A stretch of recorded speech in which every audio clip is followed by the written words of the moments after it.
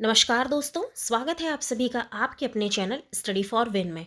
और आज के इस वीडियो में हम बात करने वाले हैं शिक्षकों के लिए कुछ सामान्य प्रश्नोत्तरी की। ये प्रश्नोत्तरी रिलेटेड है बेसिक शिक्षकों से, जिनके लिए आजकल जो आप देख रहे हैं कि मिशन प्रेरणा की जो शुरुआत हो चुकी है उससे रिलेटेड कुछ क्वेश्चंस हैं। आपको पता है कि उससे रिलेटेड कोई एग्ज़ाम होगा जिसमें आपको इन क्वेश्चंस की नीड पड़ेगी, या आपके विद्यालय में कभी भी कोई भी अगर आता है तो वो भी आपसे ये सामान्य तौर पर प्रश्न पूछ सकता है। तो बहुत ही कॉमन लेकिन बहुत ही इम्पॉर्टेंट क्वेश्चंस हैं। तो ये 65 क्वेश्चंस की सीरीज़ है, इसको आप ज़रूर ध्यान से देखिए। और 2-3 बार अगर आप वीडियो को देखेंगे या फिर सिर्फ सुनेंगे भी तो आपको बहुत सारे प्रश्नों के उत्तर याद हो जाएंगे। तो पहला प्रश्न यहाँ पर आपका है कि मिशन प्रेरणा की जो शुरुआत है वो कब से की गई थी। ठीक है, तो मिशन प्रेरणा की शुरुआत 4 सितंबर 2019 को इसकी घोषणा हुई और 5 सितंबर 2019 को इसको लागू कर दिया गया, यानी शिक्षक दिवस के अवसर पर इसको लागू कर दिया गया। ये बहुत ही इंपॉर्टेंट क्वेश्चन है। उसके बाद नेक्स्ट है आपका प्रेरणा लक्ष्य को कब तक हासिल करना है। तो प्रेरणा लक्ष्य जो हैं हमारे, उनको हमें 31 मार्च 2022 तक हासिल करना है।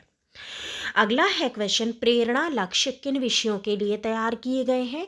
तो प्रेरणा लक्ष्य जो आपके हैं वो भाषा और गणित के लिए तैयार किए गए हैं। इसमें अन्य और विषय नहीं है, भाषा और गणित को इसमें जो प्रायोरिटी दी गई है। कोई भी विद्यालय प्रेरक विद्यालय कब कहलाएगा, तो कोई भी विद्यालय तब प्रेरक विद्यालय कहलाएगा जब उसके सभी छात्र प्रेरणा लक्ष्य को हासिल कर लेंगे। ठीक है, प्रेरणा लक्ष्य आपने अगर बुक जो आपको मिली है वो पढ़ी होंगी, या जो आपको कई आपके पोस्टर्स बनवाए जा रहे हैं, या मेनली भी आपको कई जगह मिल रहे हैं प्रेरणा लक्ष्य, जिसमें भाषा और गणित के लिए 5-5 है कक्षा 1 से 5 तक के लिए अलग अलग प्रेरणा लक्ष्य निर्धारित किए गए हैं कि किस स्टेज में बच्चे को कितना आना चाहिए। अगर वो उतना प्राप्त कर लेता है तो इसका मतलब है कि उसने प्रेरणा लक्ष्य को हासिल कर लिया है। ठीक, तो जब बच्चे प्रेरणा लक्ष्य को हासिल कर लेंगे उस समय आपका विद्यालय जो है वो प्रेरक विद्यालय कहलाएगा। नेक्स्ट क्वेश्चन है आपका, प्रेरणा सूची में कक्षा 1, 2, 3 के लिए कितनी लर्निंग आउटकम दिए गए हैं या कितनी दक्षताएं दी गई हैं। तो प्रेरणा सूची में कक्षा 1, 2, 3 के लिए 14 दक्षताएं दी गई हैं। वहीं अगला क्वेश्चन आपसे पूछा जाता है कि कक्षा 4, 5 के लिए कितने लर्निंग आउटकम है या कितनी दक्षताएं हैं। तो उसके लिए आपका है कि यहाँ पर 16 दक्षताएं हैं। तो आपको याद रखना है कि 1, 2, 3 के लिए अगर पूछा जाता है तो आपकी 14 हैं, वहीं अगर आपसे 4 और 5 के लिए पूछा जाता है तो 16 दक्षताएं हैं। नेक्स्ट क्वेश्चन है आपका, प्रेरणा तालिका शिक्षकों द्वारा प्रत्येक कितने माह बाद भरी जाएगी। तो हर 3 महीने पे प्रेरणा तालिका जो है वो शिक्षकों के द्वारा भरी जानी है। अगला क्वेश्चन आता है आपका, स्वतंत्र संस्था द्वारा प्रेरक ब्लॉक हेतु ब्लॉक के कितने स्कूलों का चयन किया जाएगा। तो प्रत्येक ब्लॉक से 20 स्कूल चुने जाएंगे।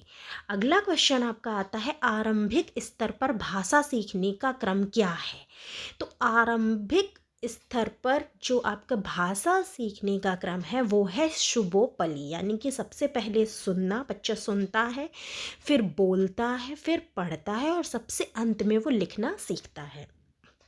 तो आपको ये शुभोपली याद रखना है, तो आपको इससे ये क्रम याद आ जाएगा। गणित सीखने सिखाने का क्रम क्या है। तो गणित सीखने सिखाने का क्रम ये है अनुभव, भाषा, चित्र और संकेत। ठीक, यानी कि आप कोई भी चीज़ जब सीखते हैं तो उसका क्या होता है, एक क्रम होता है। इसी तरीके से गणित सीखने का या गणित किसी व्यक्ति को, किसी बालक को, किसी बच्चे को सिखाने का जो क्रम है वो है कि सबसे पहले उसका अनुभव होना चाहिए, फिर गणित की भाषा का ज्ञान होना चाहिए, फिर गणित के चित्रों को समझना, और सबसे अंत में आते हैं संकेत। अगला क्वेश्चन आपका आता है, सीखने की प्रक्रिया किस चरण से होकर गुजरती है। जो सीखने की जो प्रक्रिया है वो किस चरण से होकर गुजरती है। तो सीखने की प्रक्रिया सबसे पहले अनुभव, फिर चिंतन, फिर अनुप्रयोग और फिर समेकन, यानी कि सबसे पहले व्यक्ति अनुभव करता है, फिर उस पर चिंतन करता है, फिर उसका अनुप्रयोग करता है और उसके बाद उसका समेकन करता है। नेक्स्ट क्वेश्चन है आपका, वर्तमान शैक्षिक सत्र यानी कि 2020-21 में ध्यानाकर्षण शिविर किन किन कक्षाओं के लिए संचालित हैं? तो ध्यानाकर्षण जो है आपके वो कक्षा 4 से 8 तक के लिए संचालित किए गए हैं। फाउंडेशन लर्निंग यानी कि आधारशिला शिविर में कौन कौन सी कक्षाएं शामिल हैं? तो कक्षा 1-2 शामिल है। इसको आप इस तरीके से भी याद कर सकते हैं, अगर आपको कक्षाओं को लेकर कन्फ्यूज़न हो रहा हो तो आप थोड़ा सा ये चीज़ दिमाग में रख सकते हैं कि आधारशिला यानी आधार है यानी कि बेस। तो बेस क्या होता है हमारा? कक्षा 1-2 बिल्कुल बेस होता है। तो आधारशिला शिविर में बिल्कुल बेस की कक्षाएं शामिल है, यानी कक्षा 1-2 शामिल है। और जो ध्यानाकर्षण है वो कक्षा 4 से 8 के बच्चों के लिए है। ठीक है, कि ध्यान, बच्चों में ध्यान को आकर्षित करने की क्षमता, बच्चों में ध्यान कैसे बैठाएं, तो वो कब आता है? जब बच्चे थोड़े से बड़े हो जाते हैं।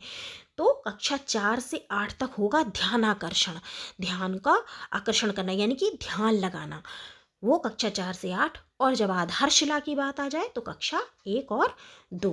समावेशी शिक्षा में कौन कौन से बच्चे शामिल हो सकते हैं? तो समावेशी शिक्षा में जो होते हैं आपके दिव्यांग, सामान्य और विशेष आवश्यकता वाले सभी बच्चे शामिल हो सकते हैं, क्योंकि आपको पता है समावेशी शिक्षा क्या होती है?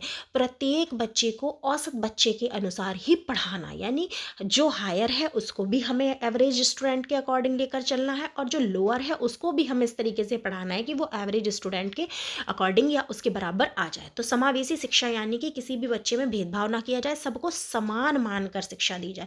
तो उसमें सब तरह के बच्चे आपके आएंगे, चाहे वो दिव्यांग हो, चाहे वो सामान्य हो, और चाहे वो विशेष आवश्यकता वाले बच्चे हों।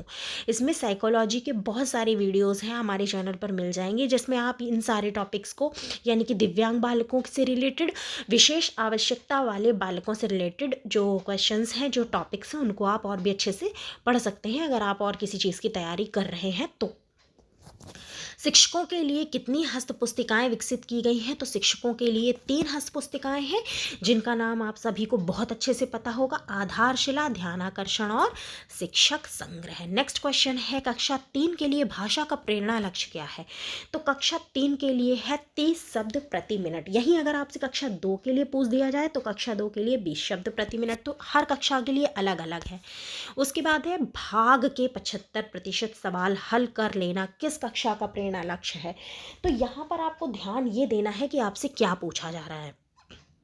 अगर यहाँ आपसे भाग पूछा जा रहा है यानी कि बात आ गई है कक्षा 5 की, लेकिन यही अगर आपसे गुणा के 75% कह दिए जाते तो तुरंत आपकी कक्षा 1 घट जाती, कक्षा 4 हो जाती। बस इन्हीं छोटे छोटे डिफरेंसेस को आपको याद रखना है और उसके अकॉर्डिंग आपको आंसर्स देने हैं। देखिए नेक्स्ट क्वेश्चन आपका इसी से रिलेटेड है कि गुणा के 75%, तो वही मैंने अभी आपको बताया कि कक्षा 4 के लिए बात आ जाएगी।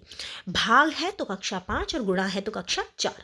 आधारशिला मॉड्यूल का विकास किन कक्षाओं के लिए किया गया है? तो वही बात आ जाती है, आधारशिला मॉड्यूल जो है वो आपका कक्षा 1, 2, 3 बिल्कुल बेसिक के लिए। ठीक, गणित की मौलिक संक्रियाएं कौन कौन सी हैं? तो गणित में आप जानते हैं 4 प्रकार की संक्रियाएं होती हैं, जोड़, घटाना, गुणा और भाग। अगला है आपका गतिविधियां कितने प्रकार की होती हैं? तो गतिविधियां जो होती हैं वो आपकी 4 प्रकार की होती हैं, मौखिक, लिखित, सामग्री आधारित और आईसीटी आधारित। ठीक है, यानी कि आईसीटी का प्रयोग करके जो आजकल पढ़ाया जा रहा है, जिस पे बहुत ज़्यादा जोर दिया जा रहा है कि आप बहुत ज़्यादा प्रयोग करिए इन सब चीज़ों का, उन पर आधारित। तो मौखिक, लिखित, सामग्री आधारित और आईसीटी आधारित। आपने दीक्षा ऐप पर ट्रेनिंग ली है, तो दीक्षा ऐप का फुल फॉर्म क्या है? तो दीक्षा का फुल फॉर्म है आपका digital infrastructure for knowledge sharing. Next question है, ध्यानाकर्षण के लिए प्रतिदिन कितना समय निर्धारित किया गया है? तो प्रतिदिन 40 मिनट का जो है कालांश वो निर्धारित किया गया है। और वो कौन सा कालांश होना चाहिए? वो आपका प्रथम कालांश होना चाहिए। अगला क्वेश्चन है आपका, जो शिक्षक डायरी है और जो शिक्षक योजना है उसका उल्लेख किस मॉड्यूल में किया गया है? तो शिक्षकों से रिलेटेड चीज़ें हैं तो निश्चित ही रूप से वो शिक्षक संग्रह में होगा। तो जो आपके शिक्षण संग्रह मॉड्यूल है उसमें आपकी शिक्षक डायरी और शिक्षक योजना, जो आपको शिक्षण योजना बनानी है कि किस तरीके से आपको जो आपके प्लान्स तैयार करने हैं, जो आपको लर्निंग प्लान्स तैयार करने हैं वो किस तरीके से बनाने हैं, ये सारी चीज़ें उसमें बताई गई हैं कि आपको कैसे शिक्षक डायरी बनानी है, कैसे आपको टाइम टेबल अपना जो है वो डिवाइड करना है, और किस तरीके से आपको योजना बनानी है, किस तरीके से आप कैसे लर्निंग आउटकम्स का यूज़ करके कैसे आप बच्चों को सिखाएं। तो इन सभी चीज़ों का उल्लेख आपका शिक्षक संग्रह में या शिक्षण संग्रह जो आपका मॉड्यूल है उसमें दिया गया है। अगला है आपका कक्षा 1 के लक्ष्य प्राप्ति हेतु आकलन किस प्रकार किया जाना है। तो आप जानते हैं कक्षा 1 का बच्चा इतना ज़्यादा जो है कि लिख नहीं पाएगा, बहुत ज़्यादा नहीं समझ पाएगा बातों को। तो वहाँ पर क्या है, सीधी सी बात है कि वो बोलकर ही हर चीज़ समझ सकता है, क्योंकि हम सुबोपली, हमने सबसे पहले कहा कि एक जो सीखने का हमारा जो प्रोसेस है वो क्या है, सुबोपली। तो सुनता है और फिर उसके बाद वो बोलता है। तो क्या हो रहा है, सिर्फ मौखिक आदान प्रदान। तो कक्षा 1 के लिए जो लक्ष्य प्राप्ति है उसके लिए मौखिक चीज़ ही ज़रूरी है, क्योंकि कक्षा 1 का बच्चा मौखिक ही सब कुछ समझ सकता है। प्रेरणा मिशन का लक्ष्य कितनी कक्षाओं हेतु दिया गया है। तो कक्षा 1 से 5 तक के लिए आपका जो प्रेरणा लक्ष्य निर्धारित किए गए हैं, जो प्रेरणा मिशन आपका चल रहा है वो कक्षा 1 से 5 तक के लिए। कक्षा 2 के लिए प्रेरणा लक्ष्य कितने शब्द प्रति मिनट है। तो अभी मैंने बताया था कि कक्षा 3 के लिए आपका 30 है, वहीं कक्षा 2 के लिए 20 शब्द प्रति मिनट है। नेक्स्ट क्वेश्चन है आपका, प्रेरक विद्यालय घोषित होने के लिए कब तक का लक्ष्य निर्धारित है। तो प्रेरक विद्यालय घोषित होने के लिए आपका जनवरी 2021 तक का लक्ष्य जो है निर्धारित है। बिल्कुल आने ही वाला है आपका जनवरी 2021, क्योंकि अब एक ही माह शेष रह गया है। तो बस जनवरी 2021 है, लेकिन हो सकता है कि ये डेट आपकी एक्सटेंड हो जाए, हो सकता है शायद।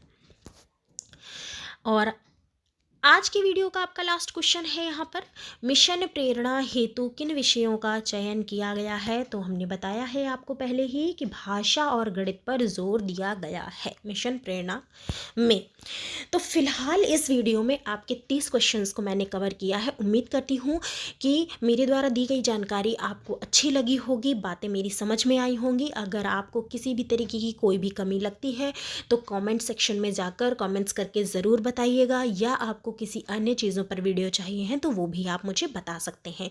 कमेंट्स करके अपना फीडबैक ज़रूर दें, सुधार के लिए और किसी भी तरीके का सुझाव के लिए आप कमेंट्स कर सकते हैं। आगे की जो मैंने बताया है कि आपकी ये जो सीरीज़ है ये 65 क्वेश्चंस की सीरीज़ है, तो आपके जो 35 क्वेश्चंस और बचे हैं उनको हम इसके सेकंड पार्ट में कवर करेंगे। फिलहाल के लिए इस वीडियो में इतना ही। इतने क्वेश्चंस को याद कीजिए, उसके बाद मिलती हूँ मैं आपको अगले वीडियो में, इसके पार्ट 2 में, जिसमें हम बाकी के बचे हुए 35 क्वेश्चंस को कंप्लीट करेंगे। तब तक के लिए नमस्कार।